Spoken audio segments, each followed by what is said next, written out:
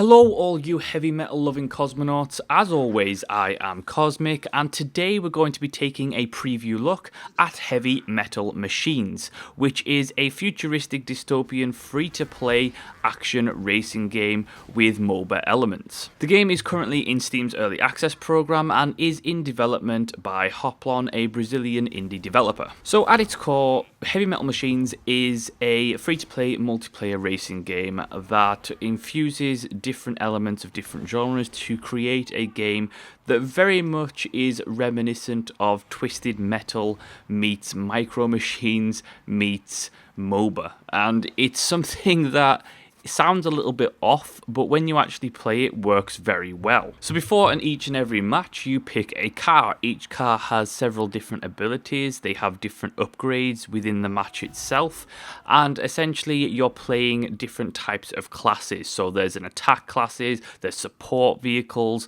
there's healers, there's tanks, and there's a multitude of vehicles to choose from. Now, the downside of the fact that there's a large roster is the fact that most of it is locked behind microtransactions. Now, you can get those cars through play by earning fame after each and every match and then spending your fame to unlock it for free. However, in the paid sense of the word, they are a little bit expensive. You're talking almost £10, which is around $15 per car, which for me is a fairly expensive choice given that one, the game is early access, and two, there's not all that much content in the game as of yet. Currently in the game, there is only Carry the Bomb mode, which is essentially a take on Capture the Flag. And essentially, each team starts off on one side of the map. You pick the bomb up in the center of the map, and then you have to drive that bomb to the other team's base through a wiring of obstacles, and in the meantime every car is for themselves, destroying each other and causing utter mayhem. Now, on one hand, that is a lot of fun, and the core mechanics of the game, including the driving, including the controls, which both for mouse and keyboard and controller work very well, and each car does certainly have a unique playstyle. It is a lot of fun to destroy other vehicles, it's a lot of fun to go between and try and capture the bomb.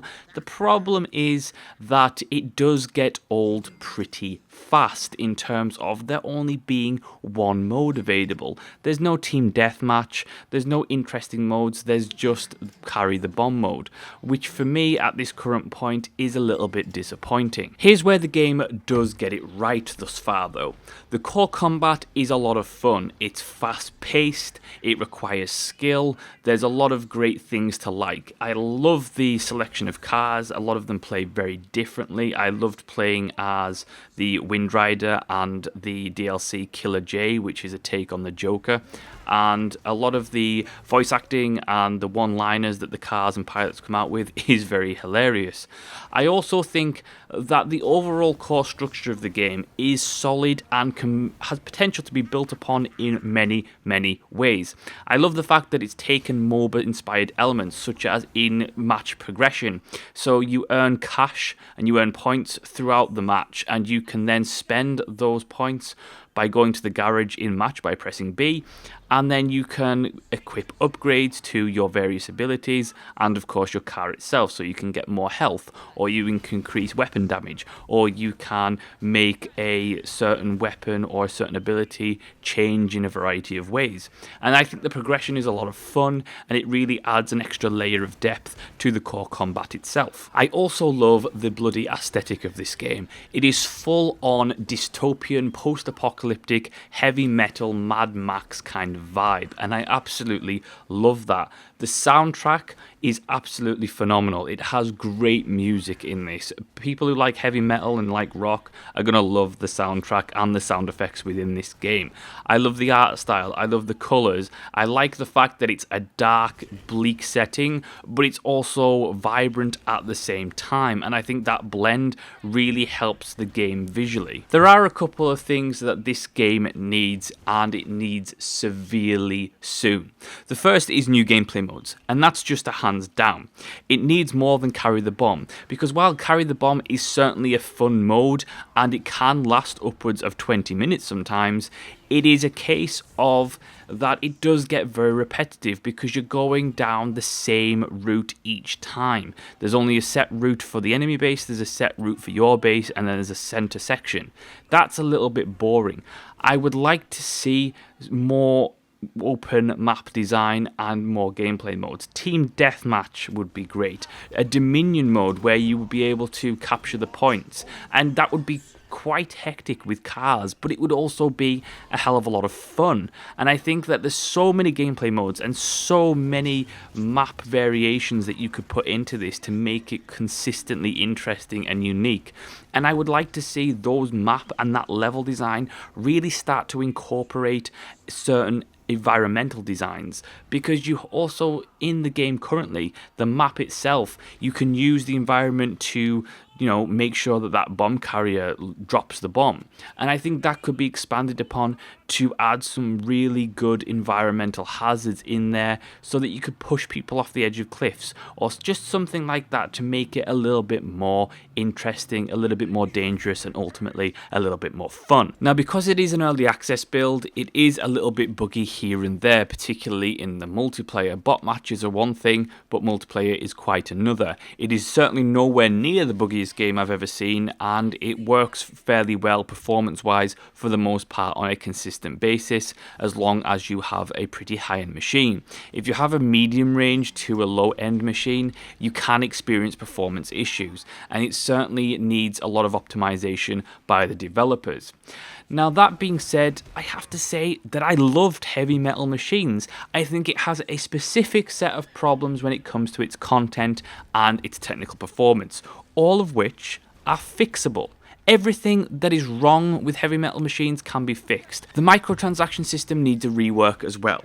$15 for a single car seems a little bit pricey to me personally. And while I have no problem with them, making characters paid for, I think that if you're going to do that, you also need a rotation system, because there's no way to try out these characters that you have never seen or played before you actually purchase them. And because the playstyles of the cars feel very different, that you can end up spending money or working for the in-game currency by playing the matches, spending all of that time and energy on something that you end up not liking at all.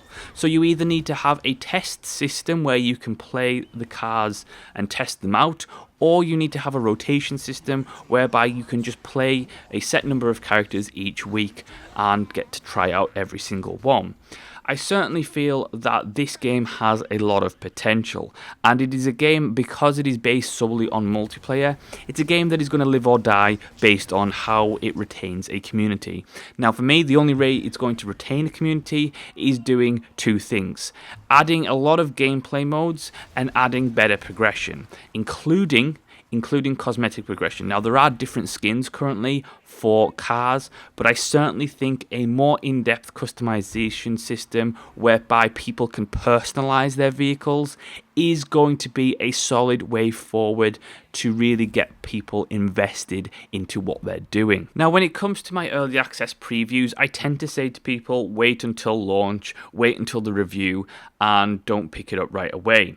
For Heavy Metal Machines, because it's a free-to-play game, there's no real reason why you wouldn't go and try it out just to see what the potential is like in the first place. And I think you could get a good couple of hours of enjoyment out of what's there at the moment. However, I certainly feel if you're going to sit down and invest a lot of time in this, particularly to the progression systems to unlock all of the characters and that kind of thing, then I would certainly wait until it's close to launch or until full launch, because ultimately it needs more game modes, and I think that it certainly needs more varied maps and interesting level design to make this truly unique.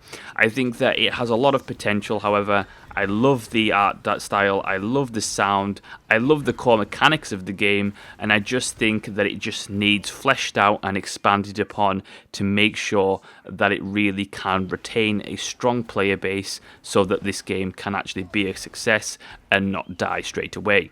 And that is my preview of Heavy Metal Machines. Thank you so much for watching and listening. Let me know what your thoughts are in the comment section below. If you enjoyed the video, make sure to like, subscribe, and share the video on Reddit, social media, and that kind of thing. As always, I will see you next time.